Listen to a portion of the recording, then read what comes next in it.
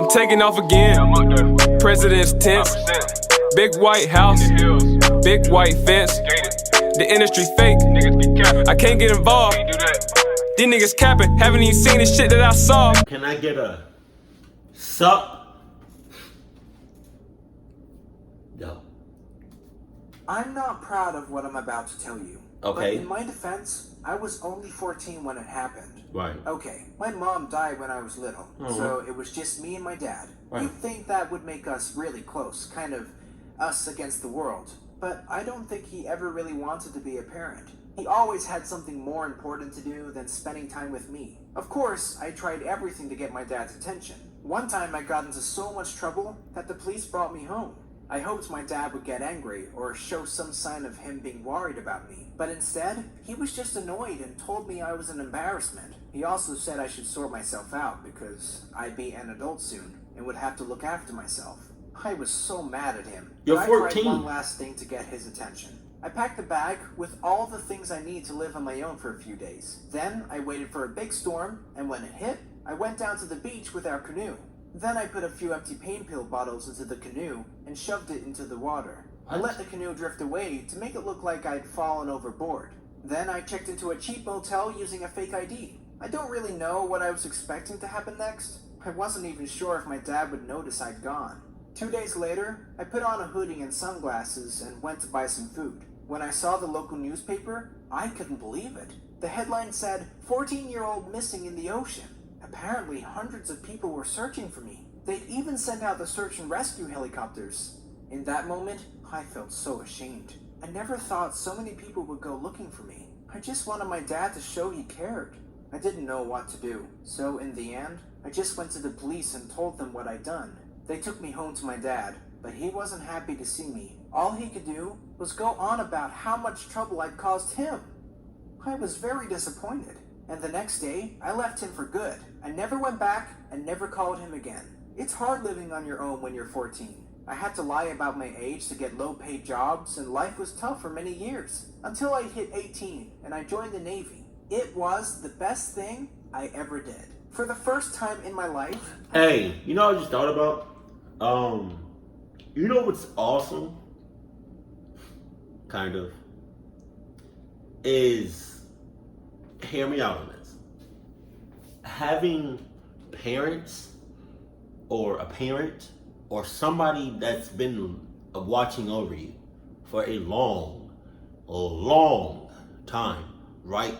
But that person or persons that's been watching over you doesn't care about you whatsoever, right?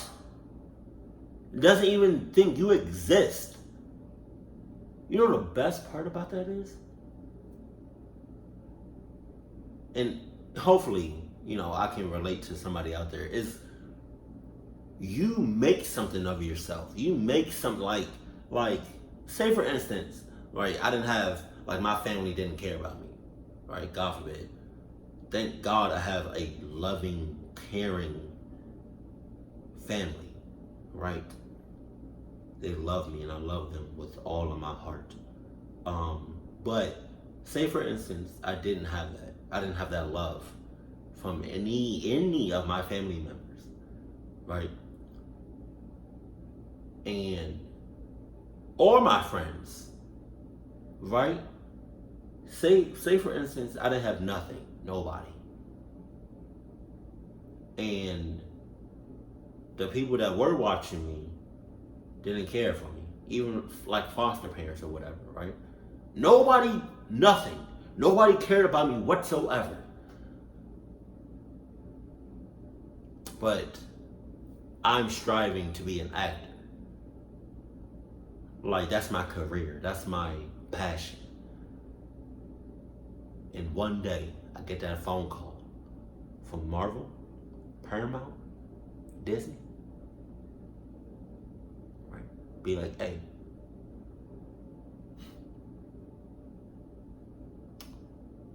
I saw what you did on YouTube. Or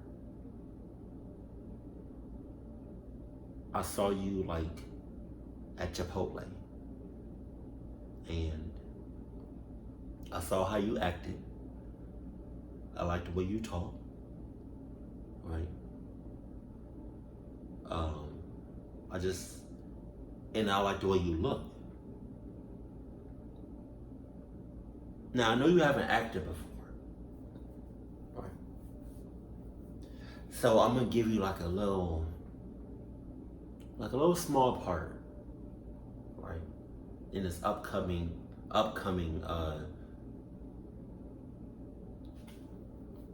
with like a $10 million film or something like that. And that's the start of my acting career? Are you serious, bruh? And then when you make it, right, and you on TV, and you holding that Oscar, and you only thinking God himself, Jesus himself. But then, the people that, that's been watching you, right, for a long time, your parents, legal guardians, your friends, they see you on TV holding that Oscar. And now they want to hit you up. Oh, that's the best. That's the best. Because at that point, at that moment, you literally can say whatever you want. And I forgot to put this on airplane mode. Jesus. Let me know if y'all ever been in a situation like that before. Where you had nobody or nothing, and you made something of yourself, and now the people that didn't care about you, growing up, or didn't care about you when you didn't have nothing, now that you have something, they want to enter your life. Let me know in the comment section if you can relate to that. I can't personally because, I have you all, my family, and my friends, and strangers, surprisingly, supporting me in my acting career. That's nice. Like I belonged, that I was surrounded by people who were family. I'm still close friends with most of the people who trained with me. Unfortunately, after a couple years, I broke my ankle badly and was discharged. Luckily, I discovered it wasn't too late to go to college. I found a cheap community college, which was all I could afford, and I graduated at 25. College changed my life. I met my wife Sissy there, and we have a daughter together. Being married with a kid isn't always easy, but I tell my wife and child I love them every single day. I know how painful it is to live without feeling loved, and there's no way my daughter is going to grow up thinking her dad doesn't care. My childhood was tough, but it doesn't define me. Just because my dad didn't love me doesn't mean that I can't love my daughter and my wife. Thanks for listening to my story, and please subscribe to this channel. God, yeah, I love that message. And I just want to leave y'all with this. Personally, I've been through so much in my past. So much. It's ridiculous. And so much so that I'm surprised how the way I turned out. Now. Like, I'm a lovable, caring, charismatic, awesome, happy person. Right? Positive, keeping the faith type of person. And all of the things that I've been through, and I don't know if I'm going to ever tell y'all everything that I've been through, but I can tell y'all like a little bit. Not now, but later. But all of the things that I've been through, everything. I'm surprised myself that I'm the way I am now, because I could have easily went down the wrong path, but I didn't. I stayed on the right path, and I'm still on the right path. It feels like, J. Cole said in one of his songs called "Love Yours." It was like one of the lyrics was, The good news is, nigga, you came a long way. The bad news is, nigga, you went the wrong way. Ain't that the truth, man? Because there are so many people that go a long way, but how they get there is really, it's like is what really matters. You feel me? Cause I could have, yeah. You feel me? But I don't know what it. I don't know if it was God or Jesus that or my guardian angel, or I don't know what it was. But ever since I was a kid, I've been through a lot of stuff.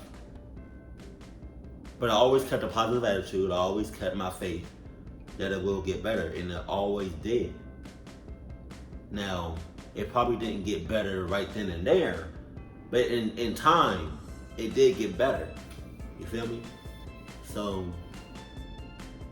I say that to say this: just keep the faith. Whatever you're going through, just keep the faith, keep the positivity, and just keep looking forward, please. It's going to get better. It will get better. Just so long.